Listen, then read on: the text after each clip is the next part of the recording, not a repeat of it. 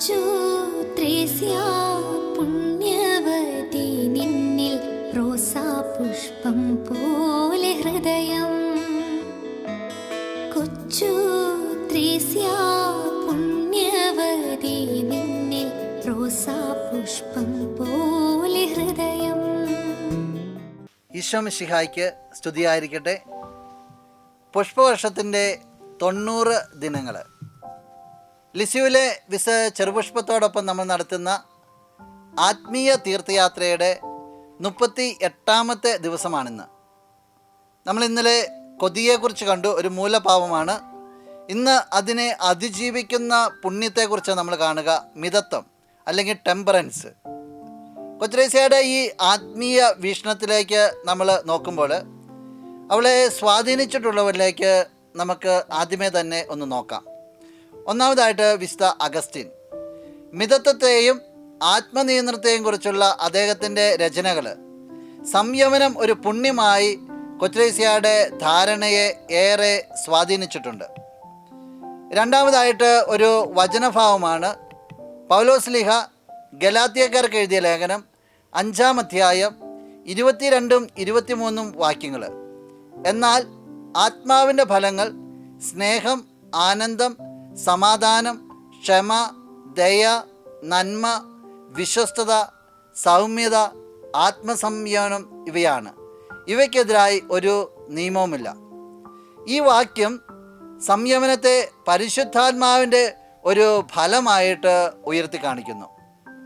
രണ്ടാമതായിട്ട് അവളെ സ്വാധീനിച്ച വചനഭാഗം സുഭാഷിതങ്ങളാണ്. 25-ാം അധ്യായം 16-ാം വാക്യം. തേൻ കിട്ടിയാൽ ആവശ്യത്തിന് മാത്രമേ കുടിക്കാവൂ, അല്ലെങ്കിൽ ചെടുപ്പ് തോന്നി ഛർദ്ദിച്ചേക്കാം. ജീവിതത്തിൻ്റെ എല്ലാ മേഖലകളിലും ഉള്ള മിതത്വത്തിൻ്റെ പ്രാധാന്യത്തിന് ഈ വാക്യം അടിവരയിട്ട് കൊടുക്കുന്നുണ്ട്. സ്നേഹമുള്ളവരെ, കൊച്ചുത്രേസ്യയുടെ ഈ മിതത്വത്തെക്കുറിച്ചുള്ള സങ്കല്പങ്ങൾ നമുക്ക് ആഴത്തിലൊന്ന് പരിശോധിക്കാം. ഇതിനെ 5 തലങ്ങളിൽ കാണുവാനായിട്ടാണ് ഞാൻ ആഗ്രഹിക്കുക. ഒന്നാമതായിട്ട് മോഡറേഷൻ ഇൻ ഓൾ തിങ്സ്, എല്ലാ കാര്യങ്ങളിലും പുലർത്തുന്ന മിതത്വം. രണ്ടാമതായിട്ട് self control as a path to holiness, നമ്മളെ തന്നെയുള്ള ആത്മനിയന്ത്രണം എന്ന് പറയുന്നത് വിശുദ്ധിയിലേക്കുള്ള ഒരു പാതയാണ്.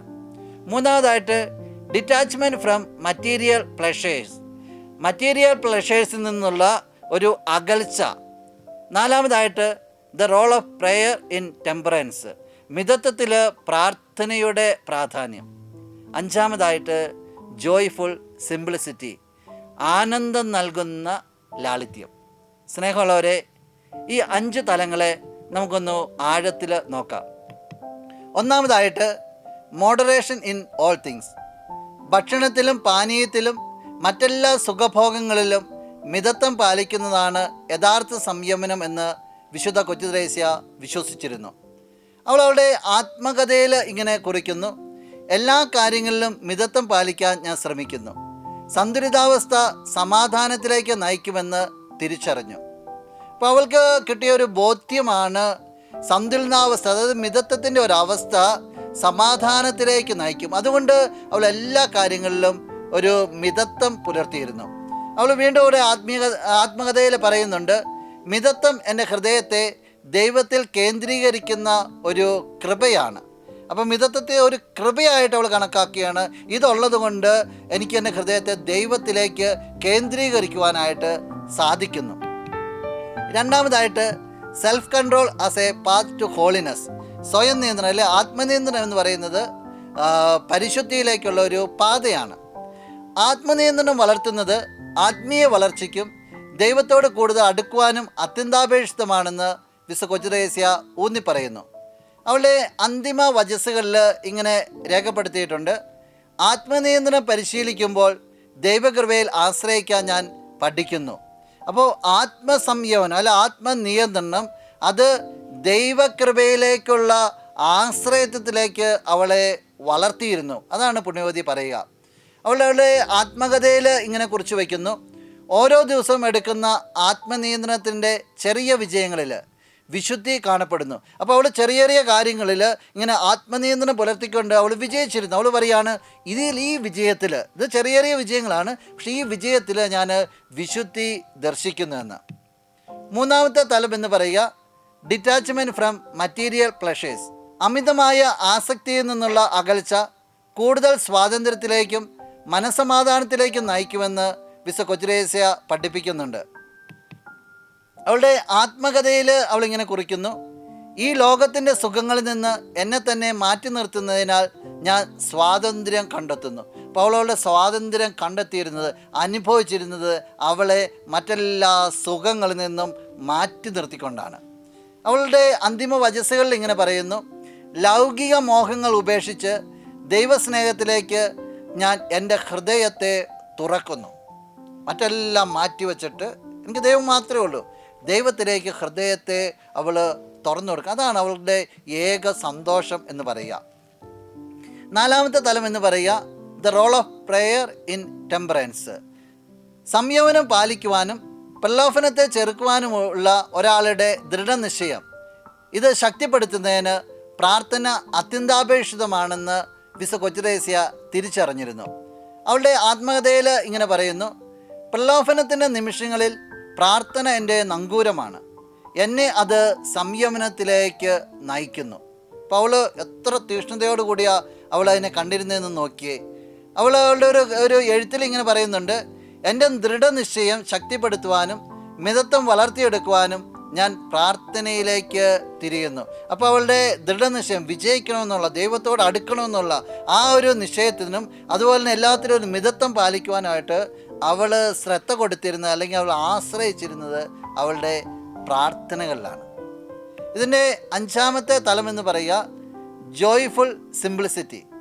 യഥാർത്ഥ സന്തോഷത്തിൻ്റെയും ആത്മീയ പൂർത്തീകരണത്തിൻ്റെയും സ്രോതസ്സായി സംയമനത്താൽ നിറഞ്ഞ ലളിതമായ ജീവിതത്തെ കൊച്ചുത്രേസ്യ വീക്ഷിച്ചിരുന്നു.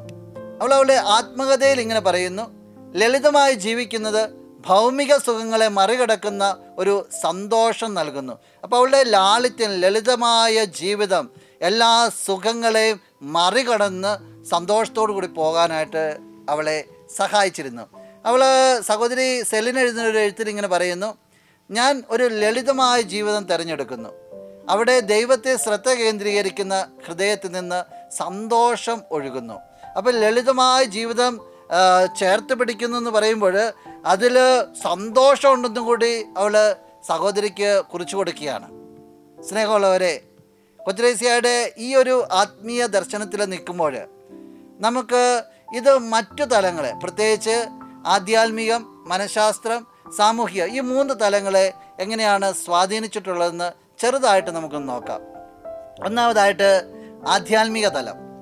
ആത്മീയ വളർച്ചയുടെ അവിഭാജ്യ ഘടകമായി സംയമനത്തെ കണ്ടുകൊണ്ട് ജീവിതത്തോട് ഒരു സന്തുലിതമായ സമീപനം സ്വീകരിക്കാൻ വിശുദ്ധ കൊച്ചുത്രേസ്യയുടെ പഠനങ്ങൾ അനേകരെ പ്രോത്സാഹിപ്പിച്ചിട്ടുണ്ട്. രണ്ടാമതായിട്ട് മനഃശാസ്ത്രപരം. കൊച്ചുത്രേസ്യയുടെ ഉൾക്കാഴ്ചകൾ വൈകാരികവും മാനസികവുമായ ക്ഷേമം കൈവരിക്കുന്നതിൽ മിതത്വത്തിനും ആത്മനിയന്ത്രണത്തിനും വേണ്ടി വാദിക്കുന്ന സമകാലിക മനഃശാസ്ത്ര തത്വങ്ങളുമായിട്ട് ഏറെ പൊരുത്തപ്പെട്ടു പോകുന്നു. മൂന്നാമതായിട്ട് സാമൂഹിക തലം. ആരോഗ്യകരമായ ജീവിതം, സ്വയം അച്ചടക്കം, ആധുനിക ജീവിതത്തിൽ സന്തുലനാവസ്ഥയുടെ പ്രാധാന്യം എന്നിവയെക്കുറിച്ചുള്ള വിശാലമായ ചർച്ചകൾക്ക് വിശുദ്ധ കൊച്ചുത്രേസ്യയുടെ മിതത്വത്തെക്കുറിച്ചുള്ള ധാരണ ഏറെ സംഭാവന ചെയ്തിട്ടുണ്ട്. സ്നേഹമുള്ളവരെ, മിതത്വത്തെ കൊച്ചുത്രേസ്യ കണ്ടിരുന്ന രീതികൾ നമ്മൾ കണ്ടു, പരിശീലിച്ച രീതികൾ കണ്ടു. ഈ ഒരു അവസരത്തിൽ നമുക്ക് നമ്മിലേക്ക് തന്നെ ഒന്ന് തിരിയാം. നമ്മോട് തന്നെ നമുക്ക് ചില ചോദ്യങ്ങളൊക്കെ ഒന്ന് ചോദിക്കാം. ഒന്നാമതായിട്ട്, എൻ്റെ അനുദിന ജീവിതത്തിൽ ഞാൻ മിതത്വം പാലിക്കുന്നത് എങ്ങനെയാണ്? ഏതൊക്കെ മേഖലകളാണ് എനിക്ക് കൂടുതൽ ശ്രദ്ധ കൊടുക്കുവാനായിട്ടുള്ളത്? രണ്ടാമതായിട്ട്, കൂടുതൽ ആത്മനിയന്ത്രണത്തേക്കുള്ള എൻ്റെ യാത്രയെ പിന്തുണയ്ക്കാൻ പ്രാർത്ഥനയ്ക്ക് ഏതൊക്കെ വിധങ്ങളിലാണ് സാധിക്കുക?